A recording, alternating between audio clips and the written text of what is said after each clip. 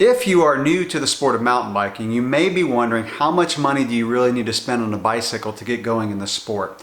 So in this video, I'm going to try to help you with that decision by giving you some bike buying tips to include some price levels of bicycles that you need to look for when you're shopping.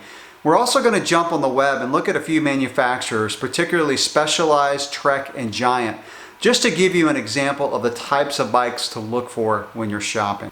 Now, one of the best tips I can give you is if you're absolutely brand new to the sport, try to demo or test ride a bike. A lot of reputable shops will have a demo program that will allow you to rent a bike, take it out on the trails, and see what a real mountain bike feels like. Also to see if it's the right sport for you. If you're not ready to jump into the full commitment of a new bike and you still want to own your own bike, I would recommend looking for a used one. A good used bicycle will be about half the price of an equally equipped brand new bicycle. When you are looking at a new bicycle, you're going to be looking at what's known as a cross-country bike or a trail bike. Those are somewhat similar, but cross-country bikes are typically lighter. They're designed to cover not quite so rugged terrain as a trail bike.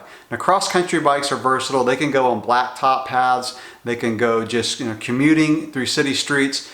And of course, trail riding up to cross-country racing. Trail bikes tend to be a little bit heavier. Typically, a trail bike is full suspension, but not always, but they're designed to cover pretty rugged terrain. One decision that you will have to make when you're shopping for a new bicycle is whether you get a hardtail or a full suspension. Now, I've made videos that compare those two types of categories, and I'll link them below so you can watch those. But a hardtail is one that has front suspension but not rear suspension, whereas a full suspension, just like it sounds, has both front and rear suspension. Now, typically, I recommend a hardtail for new riders because it forces your skills to progress faster. You have to choose your lines better. You have to get out of the saddle, maneuver the bike to get it around the trail in a controlled manner. So it really does develop your skill. Now, that being said, I wouldn't totally discourage a new rider from getting a full suspension, and there are a few reasons why you want to. One is maybe you've already demoed a bike and test ridden a bike and you know you want full suspension. You're committed to the sport and you're going to continue to progress your skills on a full suspension bike. The other reason is maybe you've had some back problems. Maybe you need just that extra comfort that a full suspension bike offers. Now, full suspension does allow you to ride rougher terrain in more control. So again, as you develop your skills and you start tackling new, rougher terrain with obstacles, then a full suspension bike will allow you to do that with more control. Now, one thing that you do need to keep in mind is a full suspension bike will be about $500 to $1,000 more than an equally spec'd hardtail. When I first got into mountain biking a long time ago, $1,000 would buy you a top-of-the-line mountain bike. Today, mountain bikes top out around $8,000 to $9,000, even up to $10,000. Now, the good news is if you're getting into the sport of mountain biking, you absolutely do not need to spend that much money on a bicycle, mainly because your skill level will not be to where you can maximize the benefit of a bike that expensive. You can start out on a bicycle about $500 to $1,000, and that bike's going to take you pretty far as your skills advance. One of the main things that you get from the more expensive bicycles is the fact that they are lighter. So there's a mantra that is worth repeating in this video that I've mentioned in some other ones, and that is light, durable, and cheap or inexpensive. So there's a compromise that has to be made. If a bike manufacturer makes a bike that is light and durable, it is not going to be inexpensive. So the lesser expensive bikes are still going to be durable because they're real mountain bikes. Now, that being said, I would highly discourage you from going to a department store and buying a cheap $150, $200 mountain bike. Those bikes are really not designed for rugged off-road terrain. They're going to actually probably cost you more money in repairs and cost you a lot of frustration and not give you a good experience as you get into the sport of mountain biking. So again, it's the weight that you really compromise on a lower level bicycle. Now, would a new rider benefit from a lighter bicycle? Sure, we all would. However, as your skills develop, it's not really that important for you if you're a new rider. The only reason I would recommend you looking for a really expensive bicycle is if you're very confident you want to get into racing, such as cross-country type racing. Before I really drill into the price levels of bicycles, let me first say that there are other things that you'll need to buy as you're getting into the sport of mountain biking, and you need to kind of work those into your budget. In other words, don't throw all of your money into a bike. Those other things include a helmet, a good pair of riding shorts, maybe some gloves. And you'll also probably need some tools like a mini pump. You'll need to carry a tube and tire levers with you, and what's known as a multi-tool, which has Allen wrenches and other tools that are very common for you to use in case you need them on a ride.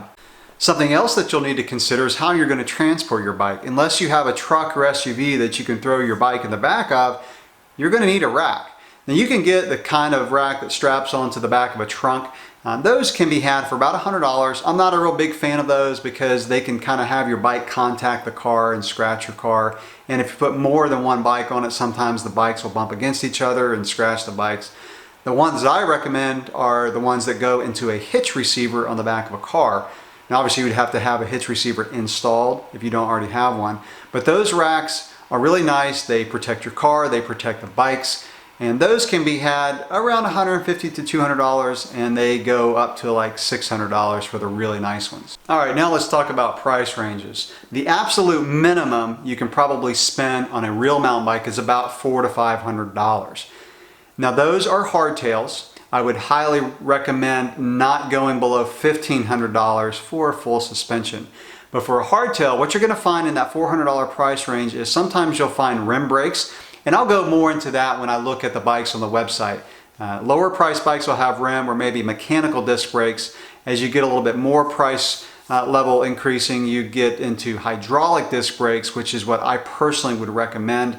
It is going to be a type of braking system that allows more control, allows more performance when you're riding in wet conditions. As you increase in your price level of a hardtail, let's say, your components are going to get nicer.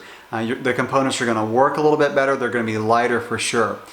If you think you may get into cross-country racing, $1,000 is about the price range that you're going to need to spend on a hardtail.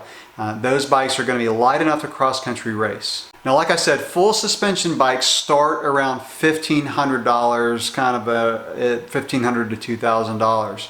So if you're going to get a real full suspension bike, settle on that as your floor. You don't want to go below that. If you do, you're not going to have a bike that's going to be able to kind of grow with you as your skills develop. One more tip I want to give you when buying a new bicycle is to find out the type of bicycle that's best for the area that you live, the area that you're going to be riding the most.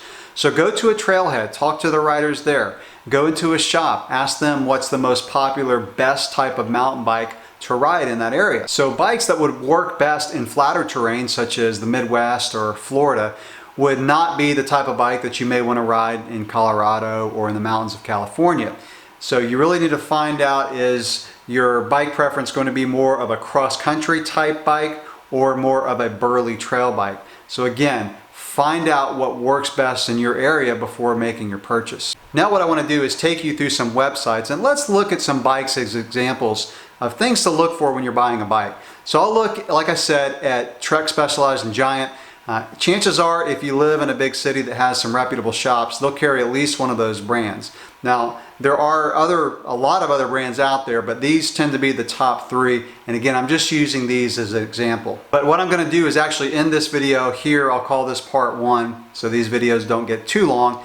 And I'll do the website examples as part two. So I'll link that in the description below. So go check that out. Thanks for watching.